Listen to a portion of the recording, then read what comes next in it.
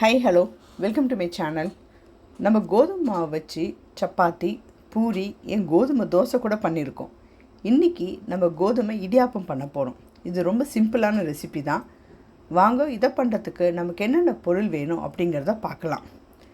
இந்த கோதுமை இடியாப்பத்தோட step by step process நான் என்னோடய வெப்சைட்டில் போட்டிருக்கேன்.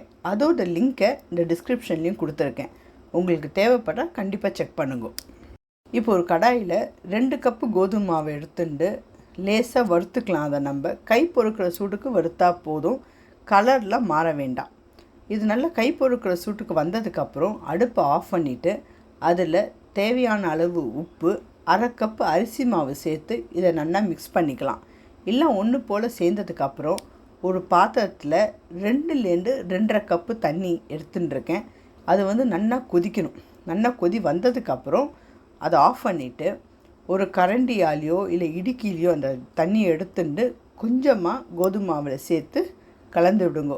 ஒரேடியாக தண்ணியை சேர்க்க வேண்டாம், ஏன்னா நிறைய ஆனாலும் ஆகிடும். ஸோ அதனால கொஞ்சம் கொஞ்சமாக தண்ணியை விட்டு கலந்துக்கலாம். இது நம்ம சப்பாத்தி மாவோட கன்சிஸ்டன்சிக்கு தான் பிசைய போகிறோம். ஸோ அதனால் இதை நம்ம கலந்து விட்டு அந்த மாவில் தண்ணி ஃபுல்லாக சேர்ந்தது தெரிஞ்சது நம்ம கலரும் போதே தெரியும் இல்லையா, எந்த மாவும் லெஃப்ட் அவுட் ஆகலை, அந்த தண்ணியில் சேர்ந்துருது அப்படின்னு. அந்த மாதிரி இருக்கும்போது நம்ம இதை மூடி வச்சிடலாம். அட்லீஸ்ட் இதை ஒரு 5லேருந்து 10 நிமிஷம் மினிமம் நீங்கள் மூடி வைக்க வேண்டியிருக்கும். கை பொறுக்கிற சூட்டுக்கு வந்ததுக்கப்புறம் இதை நல்லா பிசையலாம். நான் 20 to 25 மினிட்ஸ் இதை நான் க்ளோஸ் பண்ணி வச்சுருந்தேன். அப்போ கூட சூடாக தான் இருந்தது எனக்கு. ஸோ நீங்கள் பிசையும் போது உங்களுக்கு சூடாக இருந்ததுன்னா பக்கத்தில் ஒரு பவுலில் தண்ணி வச்சுக்கோங்க. கொஞ்சம் தண்ணியை அந்த கையை எடுத்து தண்ணியில் வச்சு இந்த மாவை நீங்கள் பிசையலாம். ஸோ உங்களுக்கு அந்த சூடு கையில் தெரியாமல் இருக்கும். இதை மாவு ஒன்று போல் நல்லா சேர்ந்ததுக்கப்புறம் சப்பாத்தி மாவை பிசைகிற மாதிரி ஒரு 5லேருந்து 10 நிமிஷம் நல்லா பிசையுங்க. நல்லா பிசைஞ்சிட்டு மூடி வைங்க. ஓப்பனில் வச்சேன்னா காஞ்சி போயிடும். மூடி வச்சுடுங்க. இதை 10 நிமிஷம் ஊறணும் அப்படிலாம் எதுவுமே கிடையாது. பிசைஞ்ச உடனேயே முழுக்கோ இல்லை இடியாப்பம் புழியறது இருக்கு இல்லையா, அதில் நல்லா எண்ணெயை தடவி நம்ம ஓம்படி புழியிற அந்த தட்டு தான் யூஸ் பண்ணுவோம். அதுலேயும் எண்ணெயை தடவிட்டு இதில் நமக்கு எவ்வளோ மாவு இன்சர்ட் பண்ண முடியுதோ அந்த அளவு அதை ஃபுல்லாக இன்சர்ட் பண்ணிவிட்டு க்ளோஸ் பண்ணிவிட்டு இடியாப்பம் எப்படி யூஸ்வலாக நம்ம புழிவோமோ அதே மாதிரி புழிய வேண்டியது தான்.